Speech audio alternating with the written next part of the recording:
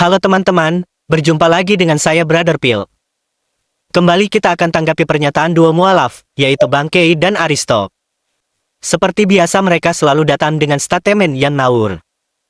Sepertinya Aristo dan Bangkei tidak bisa membedakan antara tuduhan dan fakta.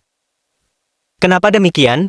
Karena dia mengatakan bahwa orang Kristen menuduh Nabi dari saudara Muslim nikahi anak di bawah umur. Padahal itu memang fakta, sesuai dengan hadis yang adalah sumber literatur saudara Muslim.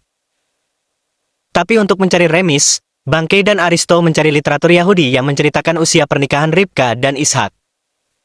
Berikut ini videonya.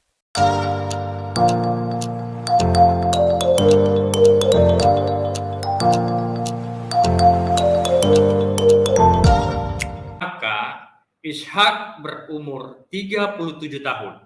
Saat itu Rebeka lahir dan dia menunggu sampai dia layak untuk menikah 3 tahun dan kemudian menikahinya. Seder olam. 3 tahun. Ayo lu.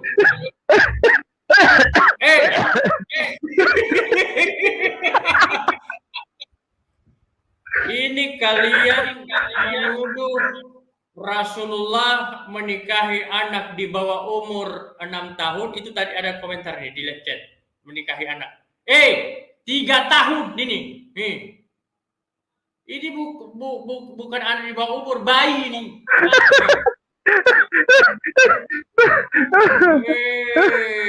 Ini 3 tahun tuh.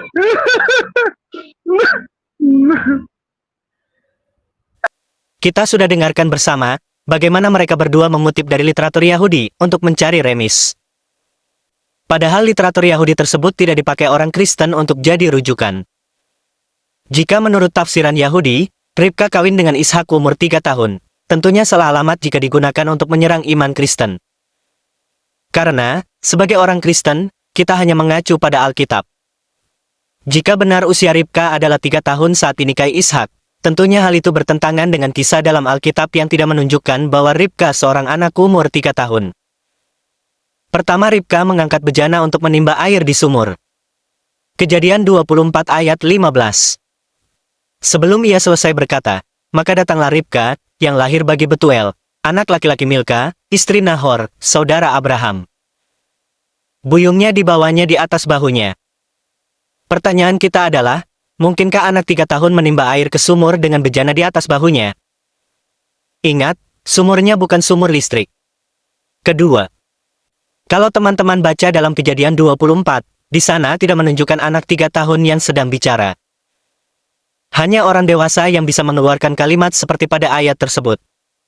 Ketiga, jika teman-teman juga baca Kejadian 24 ayat 22.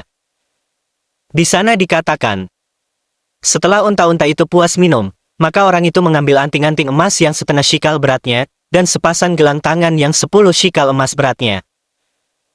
Ribka memberi unta-unta minum air sampai puas. Bayangkan, anak umur 3 tahun memberi minum unta-unta sampai puas dari sebuah sumur. Perlu diingat sekali lagi, sumurnya bukan sumur pompa listrik, tapi sumur manual. Apakah anak umur 3 tahun bisa melakukan itu? Keempat, ketika hendak dibawa oleh Eleazar, Ribka diminta pendapatnya, apakah dia mau ikut atau tidak. Kejadian 24 ayat 57-58. Kata mereka, baiklah kita panggil anak gadis itu dan menanyakan kepadanya sendiri. Lalu mereka memanggil Ribka dan berkata kepadanya, maukah engkau pergi beserta orang ini? Jawabnya, mau. Ayat ini menunjukkan Ribka bukanlah seorang anak umur 3 tahun. Karena tidak mungkin orang tua menanyai anak 3 tahun untuk sesuatu yang sangat penting dalam hidupnya. Karena tadi mereka mengatakan, orang Kristen menuduh Nabi dari Bangkei dan Aristo menikahi anak di bawah umur. Sekarang mari kita lihat sumber hadis dan pernyataan para ustadz mengenai pernikahan Nabi dari Bangkei dan Aristo. Apakah itu sebuah tuduhan atau memang tertulis demikian? Hadits Sahih Al-Bukhari nomor 4738. Kitab Nikah. Aisyah radhiyallahu anha, bahwasanya Nabi Shallallahu alaihi wasallam menikahinya saat ia berumur 6 tahun, dan ia digauli saat berumur 9 tahun. Dan Aisyah hidup bersama dengan beliau selama 9 tahun. Hadits Sahih Al-Bukhari nomor 4761 Kitab Nikah. Telah menceritakan kepada kami Kabisya bin Utbah, telah menceritakan kepada kami Sufyan dari Hisham bin Urwah dari Urwah bahwasanya Nabi Shallallahu Alaihi Wasallam menikahi Aisyah saat ia berumur 6 tahun. Kemudian beliau hidup bersama dengannya, menggaulinya, saat berumur 9 tahun. Dan Aisyah hidup bersama Rasulullah Shallallahu Alaihi Wasallam juga selama 9 tahun. Hadits Sunan An-Nasai nomor 3326 Kitab Pernikahan. Aisyah, dia berkata, Rasulullah Shallallahu Alaihi Wasallam menikahiku sedang saya adalah anak yang berumur 6 tahun, dan beliau berumah tangga denganku saat umurnya 9 tahun. Hadits Sunan Ibnu Majah nomor 1972. Kitab Nikah. Aisyah berkata, aku bermain-main boneka sementara aku berada di sisi Rasulullah Shallallahu Alaihi Wasallam.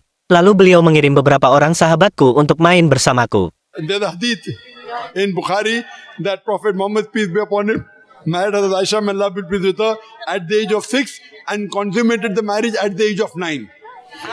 Kita sudah lihat bersama, tertulis dalam hadis dan komentar para ustadz tentang hadis tersebut. Jadi tidak benar bahwa orang Kristen menuduh, yang benar adalah, orang Kristen hanya menunjukkan fakta. Oke teman-teman, demikian tanggapan kita terhadap pernyataan Bangke dan Aristo. Semoga bermanfaat. Terima kasih untuk dukungannya. Tuhan Yesus memberkati. Ya udah, dan Nabi akhirnya menikahi Aisyah di usia 9.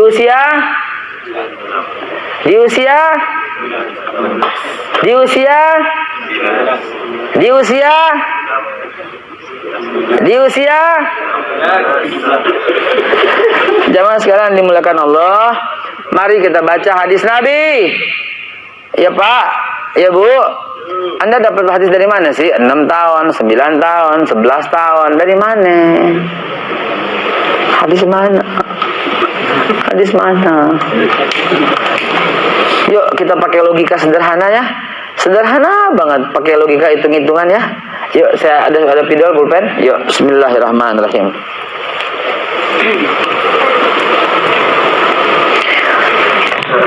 Yuk, kita bahas ya. Bismillahirrahmanirrahim. Ini Nabi Sallallahu Alaihi Wasallam. 3 jam kemudian. 23. Terus Nabi Aisyah dibilang 9 tahun nikah sama Nabi itu dari mana? Apalagi 6 tahun dari mana? Coba jawab dari mana? Tanggung jawab loh. Lo yang ngomong tadi. Tanggung jawab. Ini fakta hadis semua. Dan Nabi SAW kemudian tinggal di Madinah selama 4 tahun kemudian. 4 tahun kemudian. Berarti 627.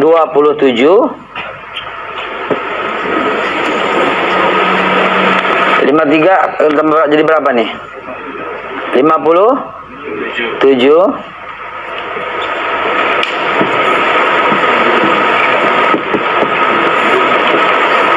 Menikah dengan Aisyah 4, 23 tambah 4